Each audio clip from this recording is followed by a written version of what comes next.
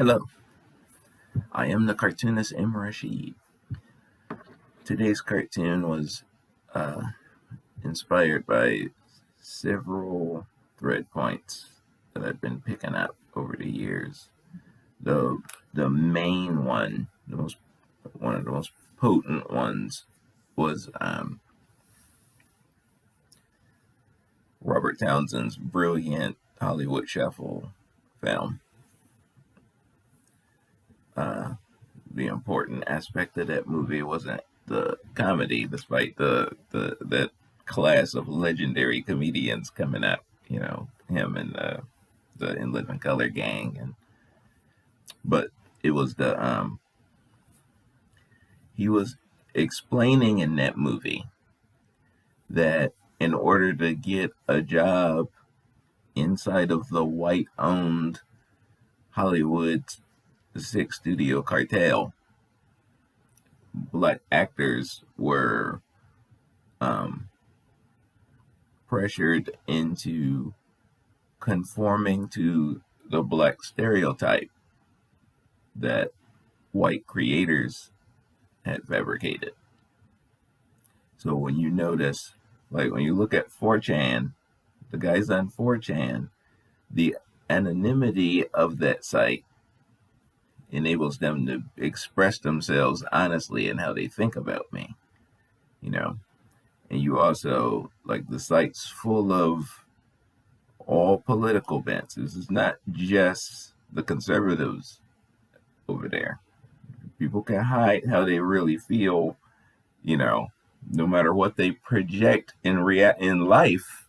When you see them face to face, on 4chan, they're projecting a different thing. They're hiding. They can express how they really think. This is important because you notice that both my conservative, racist whites and the white liberal, when they do their Black American impression, it's the same. When they're making fun of my accent, one of them does it malignantly,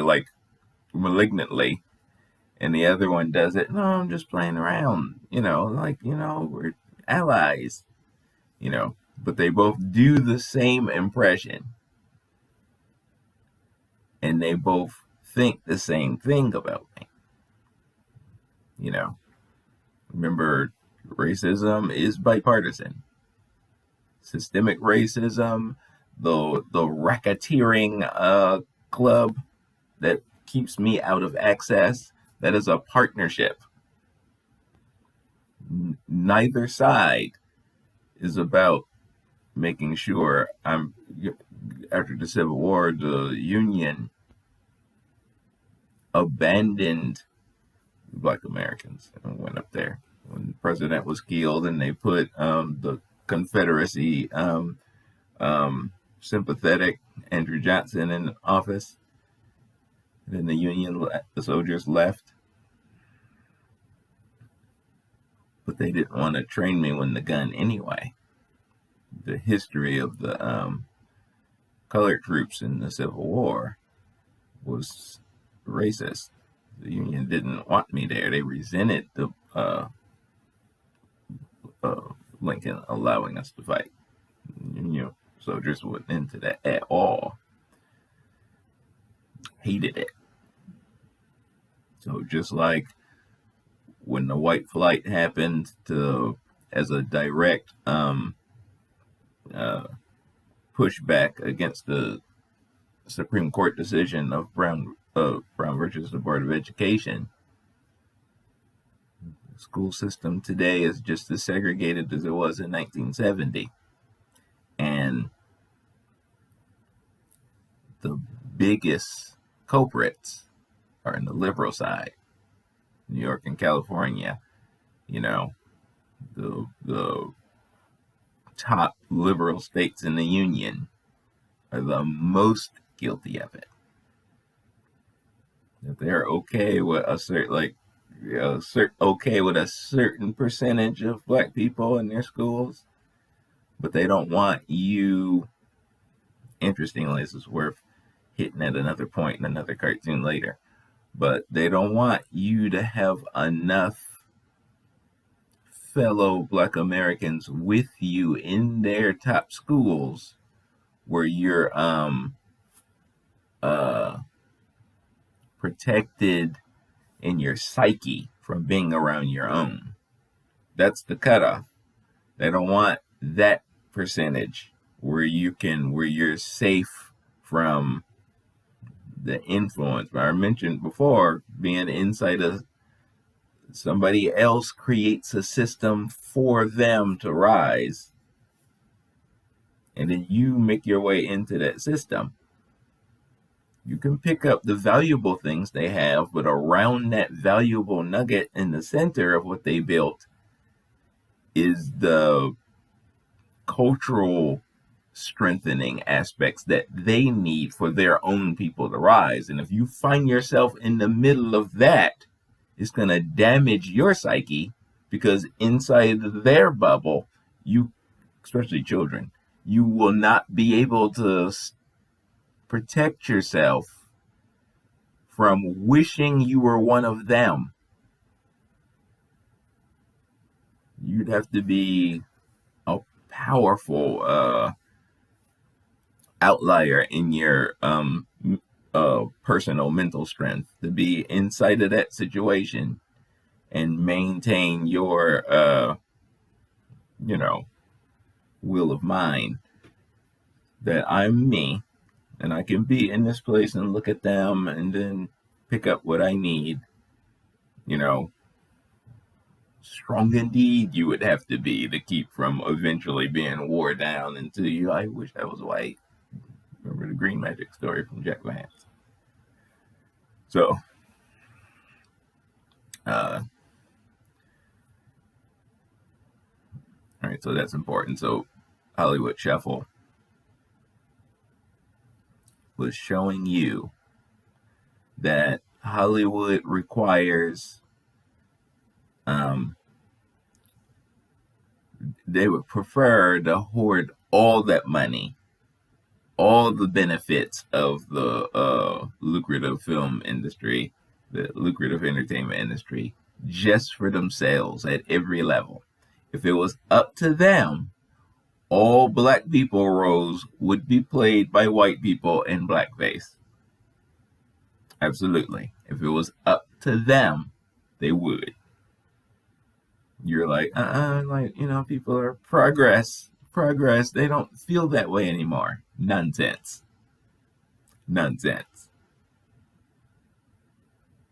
Go back into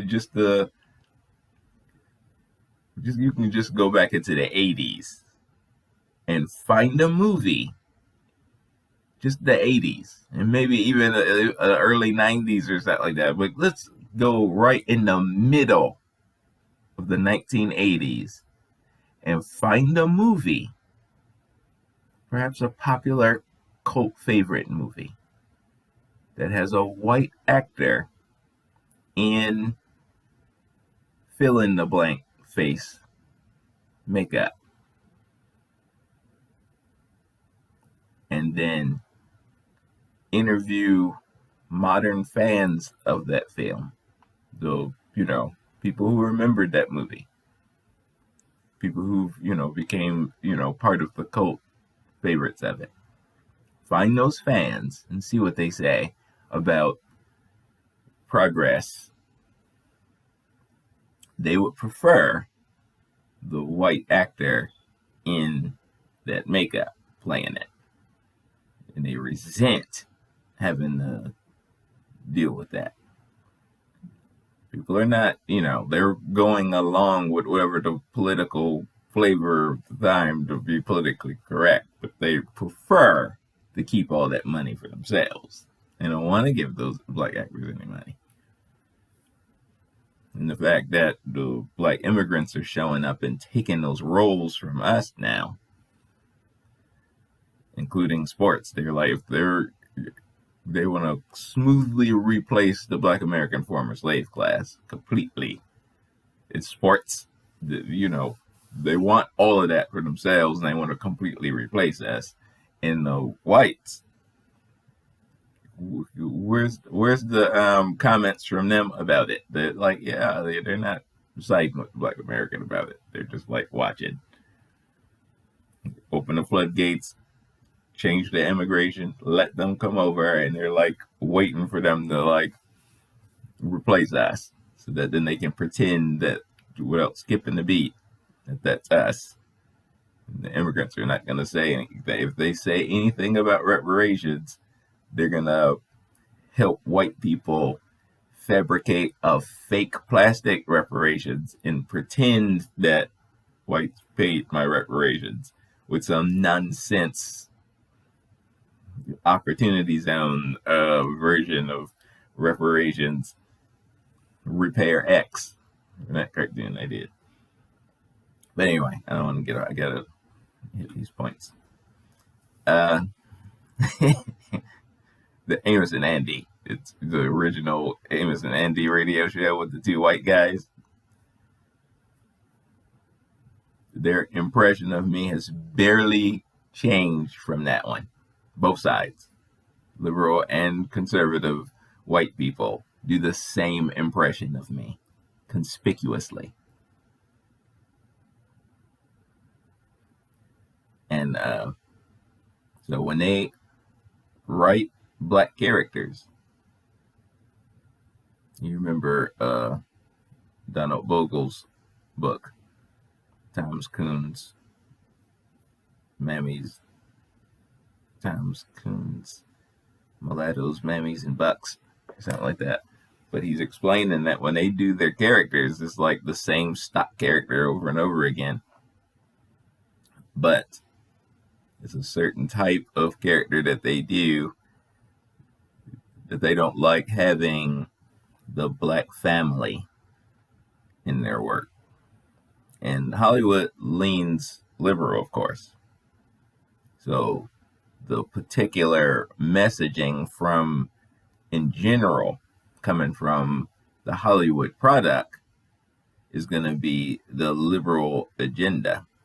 And remember, they built into the integration version of their version of civil rights when they broke it, when they usurped it and created the catch-all integration. They built into it the idea that the interracial relationship is a major goal of civil rights. They put that in there. So Hollywood leans liberal, and notice that they're reluctant to do the black family. How much of the pushback that was coming for the the Cosby Show was problematic in a lot of ways. You could see from Antonio Moore and Yvette when they talk about Cosby Show and the Antonio's decadent veil concept. It's like you're hiding the wealthless bottom caste state of these people behind these outlier models of black people that you project in media all the time. So it gives us the impression that black people are doing well. White people are like, you don't need your reparations because look, Dr. Huxtable and Claire are doing great. Like that's how they put that. So an entire generation is bamboozled until I guess I don't need my reparations since we're doing so well. Meanwhile, I got hookworm and cholera from my chronic artificial poverty from the drug war and all that stuff they did to me,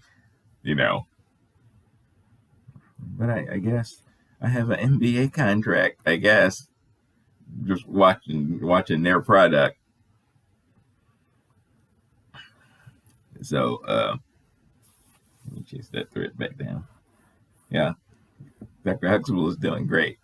So what's the problem? You don't need reparations. Obviously, you already got your reparations. How could you afford that brownstone? Like that's the decadent veil or an aspect of it. Were you projecting at me to cover up the actual impoverished, the artificially impoverished state of the Black American former slave class? So they do their impression of me, and interestingly, like the Brown versus Board decision, the liberal Hollywood leans liberal. You're the one that, they all do it. They all hoarding the quality education from me. But that one particularly, since the liberal whites is actually the wealthiest of the aristocracy, and they're hiding that high quality education from me and making fun of me. So your impression of me is it's like that. That's the functional equivalent of their black impression of me. When you hear Howard Stern doing his black impression, the Amos and Andy derived impression, you can see the Amos and Andy concept. So I want to see behind the scenes of like Jack Benny show. The writers, like all the writers are like white people, and here's the script. You give it to this particular black actor, and that black actor wants it to be no. That's not. I need you to be more black. You know how you guys are, like this. That's the functional equivalent of their impression. And that's how like you do it like you, like the way you do it. And I don't know what you're doing too much. This is how I act. This is how I actually am. I'm in my acting arts. I'm expressing myself honestly. Okay, thanks, Rochester, but I need you to be more like, I'm wearing it. Like that. Like you guys. Come on. Oh, Rochester, where's my new white jacket? Like you. You. That's your cue. Go.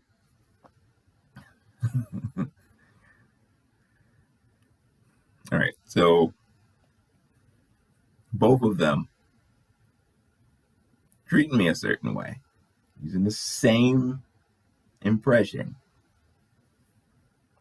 with some caveat. Okay, there's obviously in my cartoon, I'm going way back with that, So there's the new impression, same, but now it's updated with the hip hop flavor on it and all of that. Same though.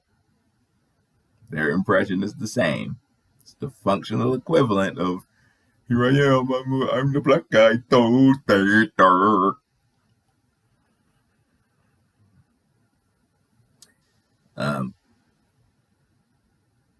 So when I'm trying to, here's another point inside of that.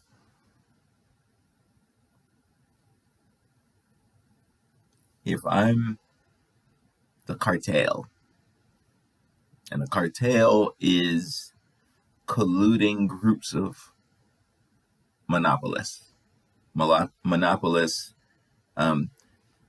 the monopoly power is the general concept of closing the market. It's the general concept of the anti-competition. Now a cartel is there's no competition outside of a group of monopolists who've agreed among each other that I'm going to take this region, and there will be some corporate shark stuff between them because greed still is the lifeblood of this. So if this one can take out that one, they will. And that's when those super mergers happen and stuff. But like for the most part, a cartel is a group of monopolists who've agreed among each other, usually off the books, because it's illegal to, if you're, it's part of antitrust violation to make those types of agreements and agree that the prices will be a certain way and to do that kind of stuff that benefits them, not the people. Anything benefiting the bigness figures over the people is a antitrust violation. That's why the communist attack against capitalism is nonsense. It's a bamboozle. So when the bigness figures agree among each other, you'll take this part, this region. It's the functional equivalent of a hive, a hive, uh, just a few guys, two or three. So they have terms for the technical aspect of it. If it's two monopolists who've agreed to close the market together, it's a duopoly. And then they have the different versions of that. So a cartel is several monopolists who've colluded together to monopolize an industry. Hollywood, the six cartel studios, it's what it's referred that way. All right, so in their thing, the other industries are similar, like the publishing industry, and like if you're okay, this is the point I had lost earlier. If you have your monopoly, you don't have any competition, and to make it easier on yourself as this sort of monopolist business, you create categories to make it easier for you to sell product. You don't have any interest in art. Your interest is in selling product. How can I easily sell product and make money? So because you don't care about art, you prefer the artists create along the category that the pre-made categories you've set up. This is part of why I don't believe in the profit motive being attached to art. Art is a thing. We're using our jargon. Our jargon for art is broken. So we call certain things art that shouldn't be art. It's not art. It's like a commercial product. So for aesthetics or something like that, So if you're making paintings of celebrity faces or paintings of historical figures, it's a classic photo of a historical figure, and you're painting it in your style and adding your stuff to it to make it an aesthetic piece to go over your couch or something like that. There should be a completely different term for that. Art.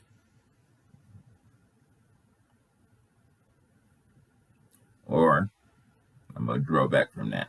And maybe you can have your art, and then the honest expression of a message that can be influenced by corporate. It's in danger. I have to be able to honestly express my opinions through my chosen medium of choice, chosen media. You see what I'm saying? That's art. But if there's a different term for it, it's one thing. But we use art in certain ways. If this art is devoid of any kind of message, if it's purely aesthetic, it's just, I've taken this celebrity's face, reinterpreted it through my chosen medium. There's no actual message there. It's just other than the celebrity's face, whatever this celebrity is supposed to represent in their own life message or whatever, I guess is supposed to be projected from this piece, but the piece itself has nothing it's projecting outside of using the celebrity as a glyph. Whatever the message represented by the celebrity is, let's say it's Marilyn Monroe. If you use Marilyn Monroe and she's doing her thing in your painting, Marilyn herself now represents a glyph. The glyph is, if you know who Marilyn Monroe is and what you think of this when you see her, that's what the painting is representing. So it's like you took like a word or a name, and when you see the name, it means a very specific thing pop culturally. When we see this name, so now I've created a painting using this name. So the name itself is the glyph. So what do I do with this name? You know, it's like that kind of painting, that kind of, that's, I would consider that low art, because the artists themselves aren't projecting, have a particular message. I'm not getting into the mind of the artist other than a shallow level. So I look at this piece, I see this celebrity's face or this historical figure's face, and that celebrity is a glyph.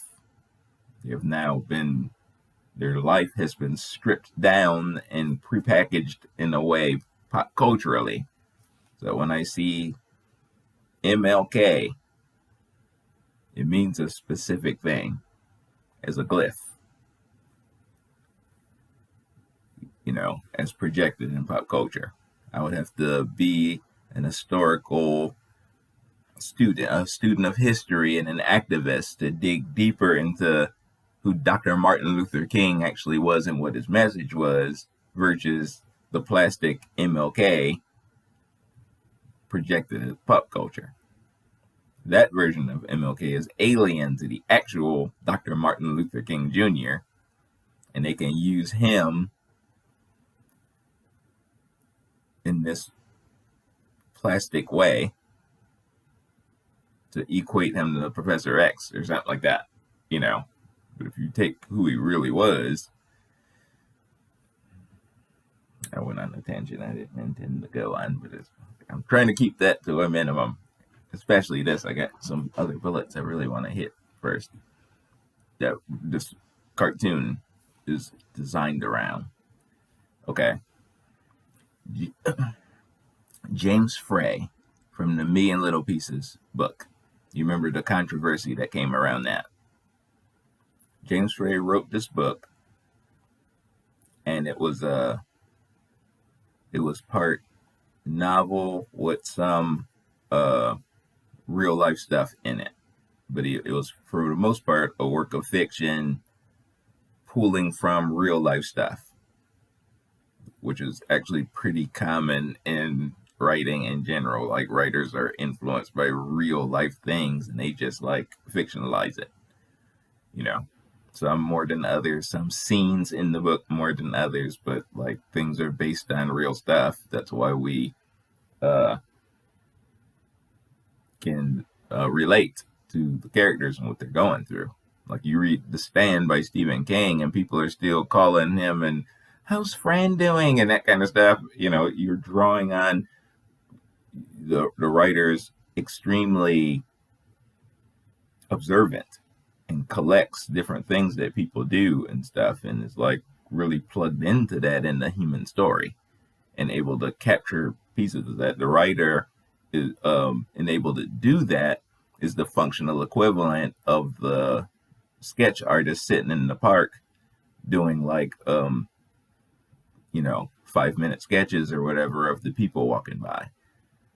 So if you're like a Disney artist doing that, and you look at their sketch work and they like capturing these like little touching moments in the park of people doing stuff and feeding the bird and stuff like that, the writer does that too. Like, they'll see like little things and then are able to express that in their greater work in prose. So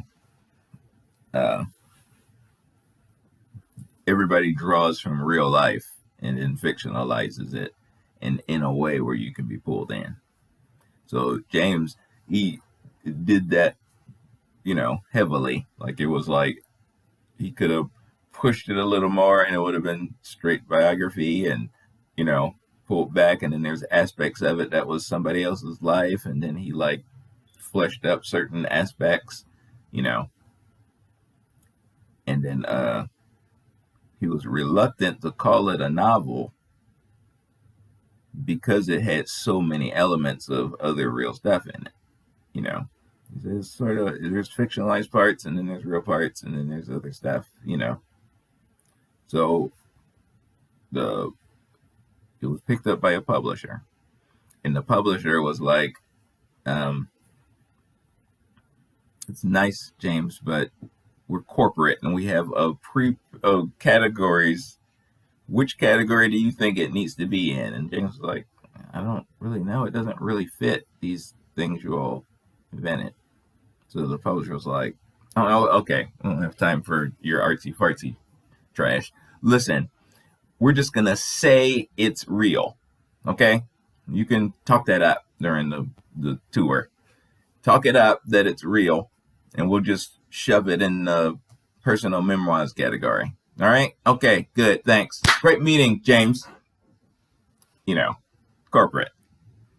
And then, so he went on, did the tour, and followed the script that they gave. So so corporate can sell product. He's like, okay. So then Oprah read it and was very moved, and then had him on, and they made a big thing. And then the corporate's decision to force it to be a true life memoir blew up in their face, and corporate blamed it all on James. And then they attacked him. He was the front guy. He was the celebrity of it. Corporate was like in the shadows, of course, and just, the bad guys stayed in the shadows and made James their patsy. And he just got eaten up by the press and got, he recovered nicely in the end. But during that whole thing, you could see corporate and how evil it is and how it functions, and it's the enemy of the artist. They just threw him under the bus, and it was just, it's ugly, but that story is important because of the categories that they made. So inside of a monopoly, you don't have any competition. You just driving product. You just have to sell product. That's all you care about inside of your monopoly. You don't have to worry about anything else. Just how do I get this product to the people? All right. So you've already determined one of your categories is the black category. You don't have any competition from black people in the markets. You've made sure of that. You've merged and monopolized, and now there's no black people competing with you in the markets, business to business. There's an illusion of it. If you find a black business, it'll turn out to be white people owning it. It's a front. So you don't have any competition. So your category for black is just black, how I determine black. A black movie. So Hollywood already leans liberal, and they don't believe in the black family. They deliberately made the interracial relationship an actual goal of civil rights. They did that inside of their integration catch-all. So they have a disdain for the black family built into that. You made the interracial relationship a goal of the civil rights. That when interracial couples can marry legally, we made it. Now we're progress. You made that a literal goal of civil rights, which means the black family is wrong. according to your politics. And since Hollywood leans liberal, your black family concept, your category, and your product is neglected by executive decision. So when Bill Cosby's show came out and was really popular and stuff, all the backlash and stuff that was coming from it was internal.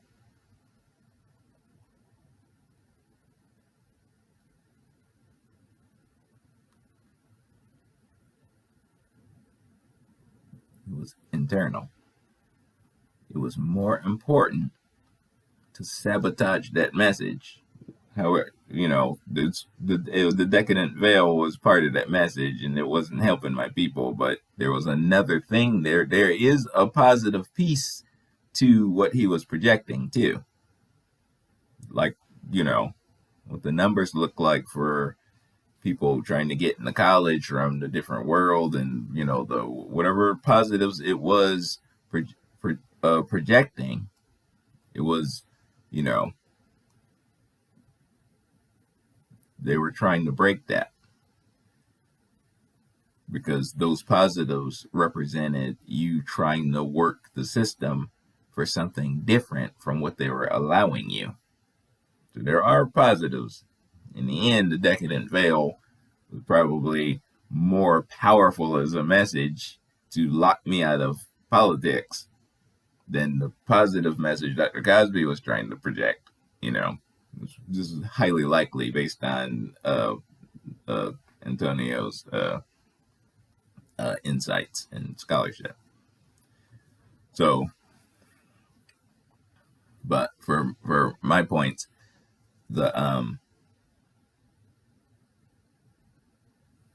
they sabotaged what Dr. Cosby was trying to do. They pulled that show down. That show created a blaxploitation era of its own because of all the black family shows that popped up after it trying to mimic its success.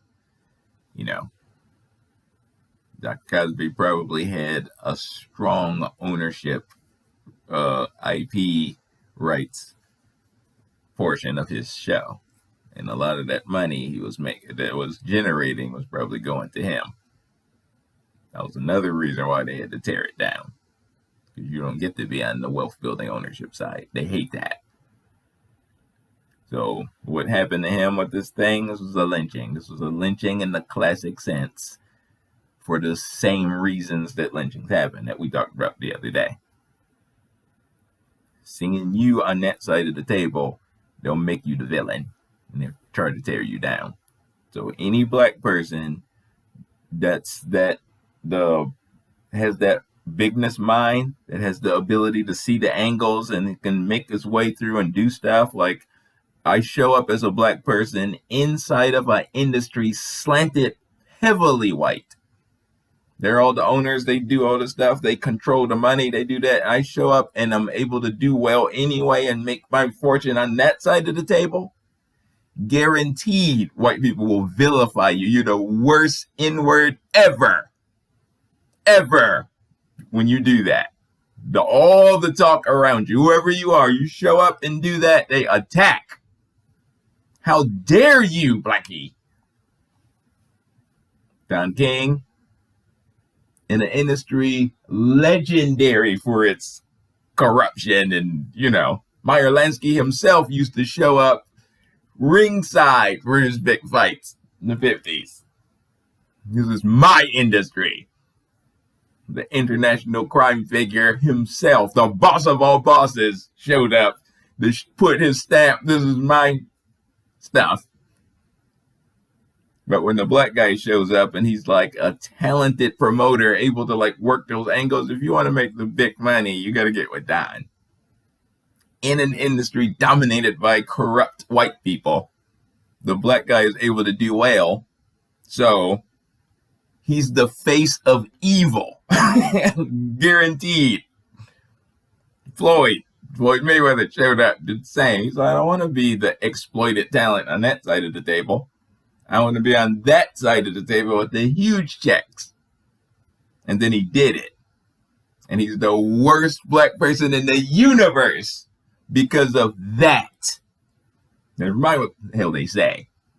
That's the point. That right there. You get to be lynched because you did this. And we told you no. Only we get to have the good things of the earth. Let me go back. Okay. The different categories that you made inside of your monopolist business. Black category is neglected because you don't give a crap. You don't like black people. You don't want to present the black family in any kind of positive way. You made the interracial relationship an actual major goal of my civil rights fight. You did that. Why? What do you get out of it? Well, one, you get your middleman mulatto class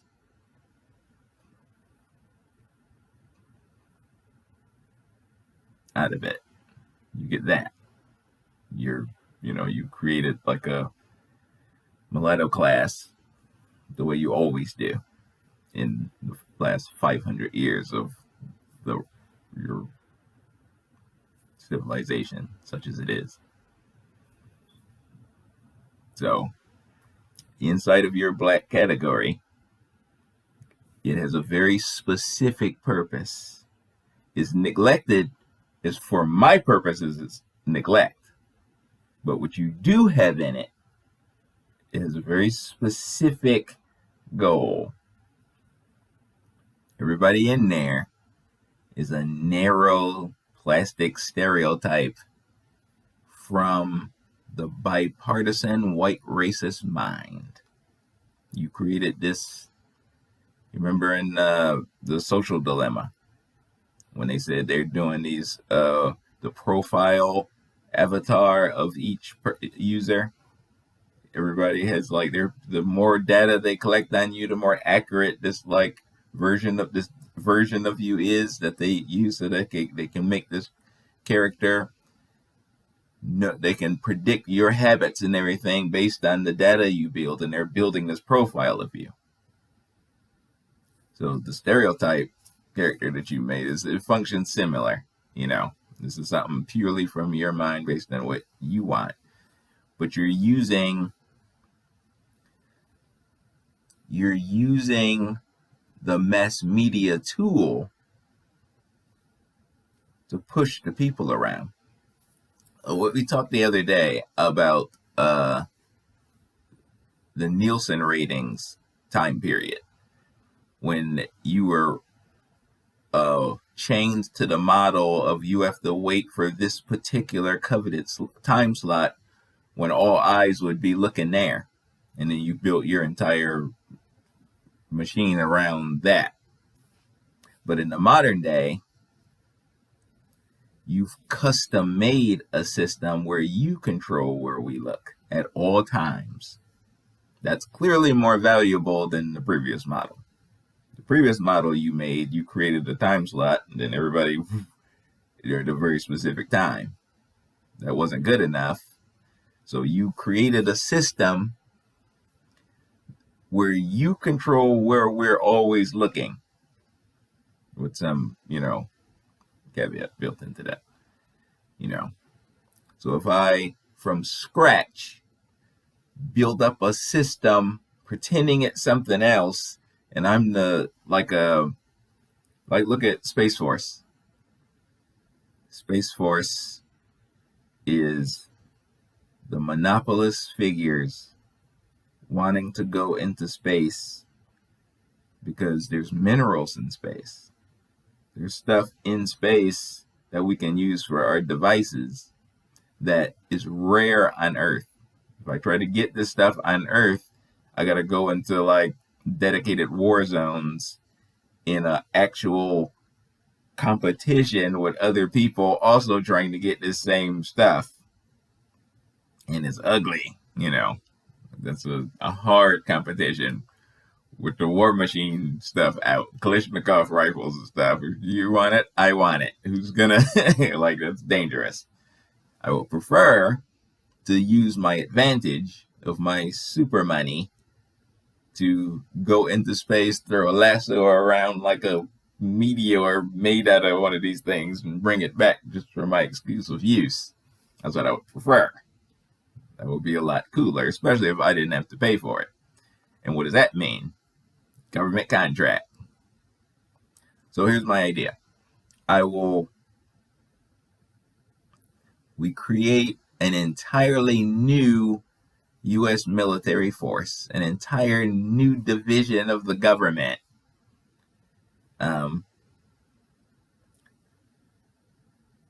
You give me a contract of unlimited money to build rocket ships to go into space with, there's room for like other businesses and stuff. We've seen this before.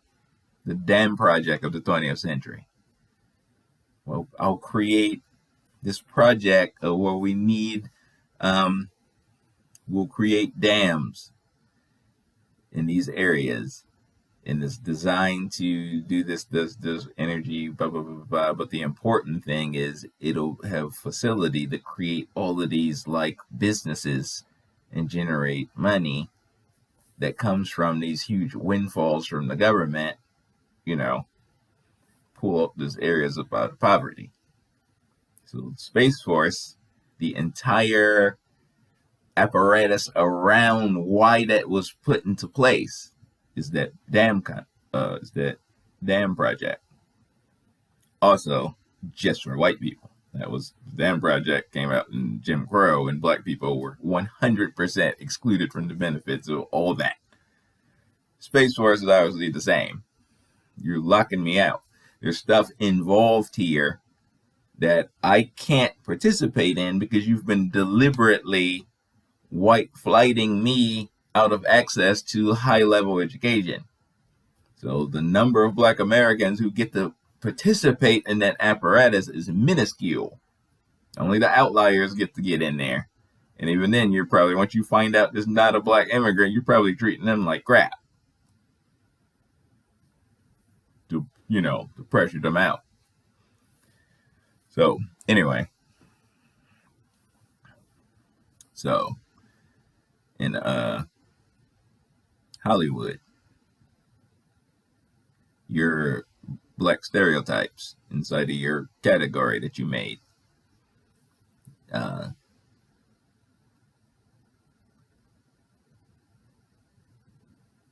I'm not allowed to have my own stuff without it being an anti-black message built into it. Like your version of me, the me that you create. And in the modern day, there very well might be black writers in that room now. But who are these black writers? What are the chances that this is your actual mulatto class middleman projecting a black person persona, but he doesn't function that way in life? He functions like your loyal lackey. He functions like your kid. Like he'll get a piece of the empire because of his access to whiteness from his bloodline. And he'll protect the machine from me. That's how he functions. But when he talks, he's very blackety black when he talks. He always bringing up black references. Remember, I'm black. Are you though? This is what you're projecting in public, but behind the scenes, you are the loyal lackey to my ideological foe. And you're his kid. So that guy is in the writer's room now. So it's still an all-white writer's room. Black people who are in that writer's room are in that room because they've passed all the tests and gauntlets that he can trust you. So it's still an all-white writer's room. The aesthetic matters not. Now, the corporate packaging aspect of it is important because this character that you're making of me, you're this bipartisan white racist characters that you're making of me,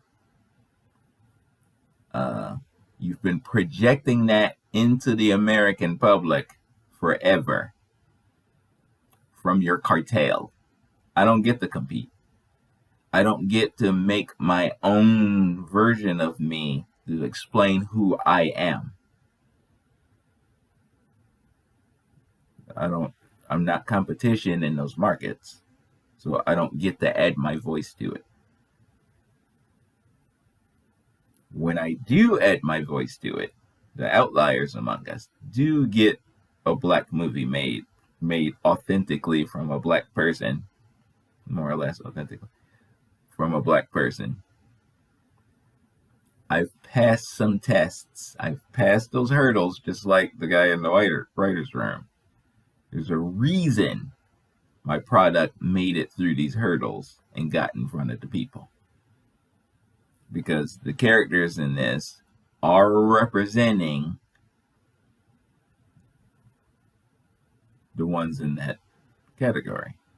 Because as my cartoon points out, your version of me, your Amos and Andy, your Rochester figure, has been projecting at me for generations now. How old is the golden age of TV? How old is film? You've been projecting that bullshit at me for generations now. And mass media is a generational changing tool. It changes the mentality of entire generations of people. We've been watching those same shows, and it influences us, and it influences how we pass on to the next our kids. You cannot deny this. I am indoctrinated by your multi-billion-dollar mass media machine through generations. So the flat blackness thing is your category. You don't have any room in your packaging. You don't have any desire to show the different types of Black American personality and life types. You have no interest in that. You show yourselves that with no issue. There's like from Beavis and Butthead, King of the Hill, Al Bundy from Married with Children, and then all the different classes up the entire aristocracy line. There's a product showing you in every single point, like a ruler. At every single eighth of an inch mark, there's a specific product of a particular class of white guy. At every single point. I know exactly who you are because you project every single facet of you. But you, when you make your version of me, it's always the same guy. Hey, that's the boss. Hi, boss. Well, boss, how you going? Dynamite. With you, it's everybody. With me, it's a character. The same one the 4chan guys are always talking about. That guy. Black people are all the same. They are all the same, is what you say. And your art reflects that. It reflects what you think about me. It doesn't reflect me. It reflects you're an asshole about me. And I'm influenced by that because there's no competition in entertainment. White people control the narrative. what about this handful of black people who got product in? They're influenced by the same stuff I'm influenced from. And when they create black characters, they do not stray far from the influence of these white writers' rooms. So, when black people, black creators, get a product in front of the people on the big stage, it's because it crossed all these hurdles and gained approval of those executives who are not trying to have that message disrupted.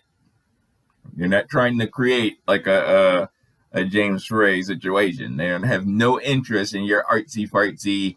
This is an alternate black person. The only way they'll cross that is from the immigrant black and the black American. The immigrant black says, we'll replace them, but I don't want to act like them. The immigrant lobbies, the multi-tiered immigrant lobbies over here are strong enough where I can proudly wave my Liberian, Nigerian, Kenyan flag with pride as a black person without having to act like them anymore. I don't want to do my impression of black people anymore. I'm shitty at it anyway. I just want to be me as a proud black immigrant. And Hollywood was like, okay, no issue. Do you. No more black Americans. That's enough of that. As soon as this generation of classic actors dies off and retires, that's done. That's how Hollywood seems to be acting. Now that one doesn't even have to do his impression of me, which he was getting resentful of anyway. And personally, I'm not watching any more of your movies. I'm done with that. I'm not watching any more black immigrant movies. You putting your people in the roles of my heroes and historical figures and stuff. No thanks. I'm done. No.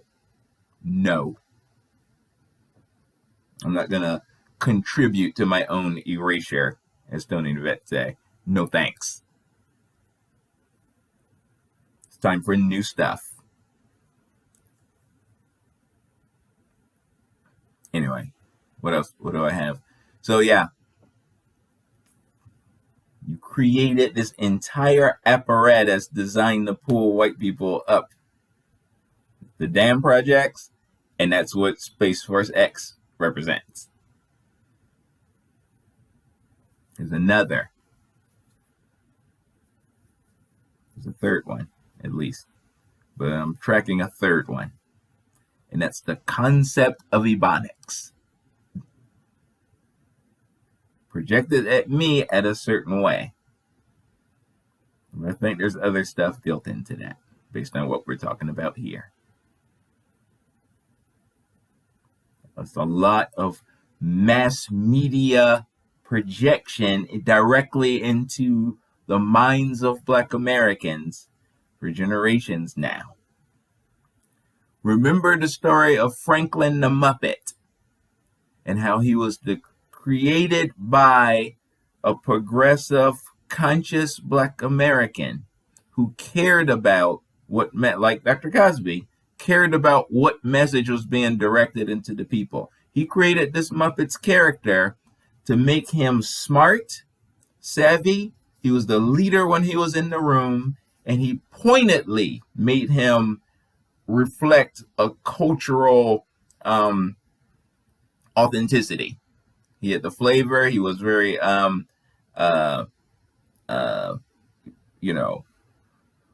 was a character. But there was no doubt that when you saw him, you thought Black American, and it was pure positivity, pure positive.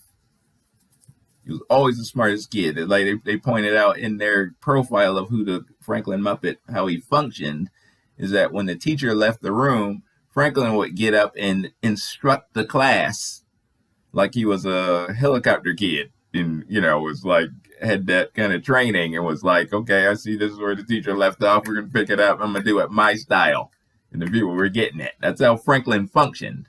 And Hollywood was like, get that shit off the planet. Get that off my shelf.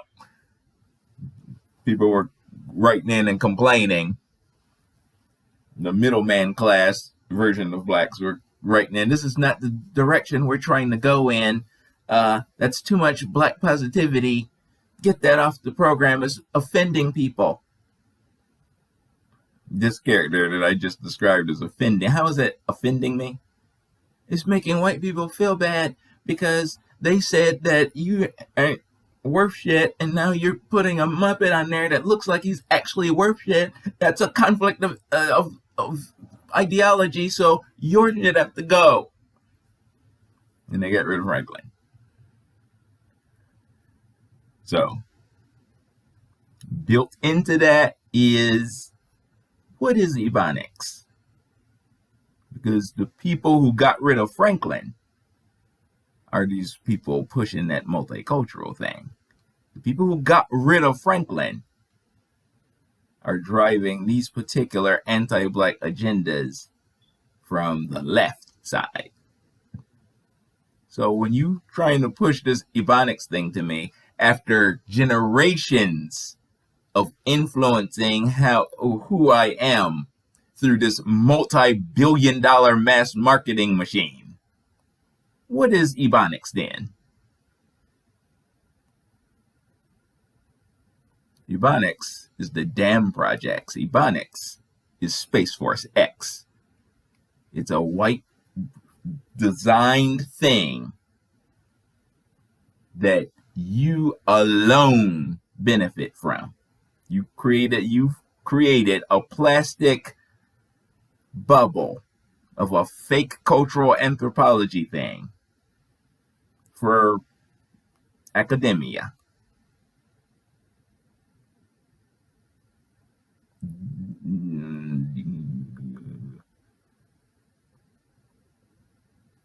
It's another footprint of the fiend, is what it is. I'm 100% willing to have this discussion, this argument. Let's go. This is very long. It's going to take forever for it to upload. Peace.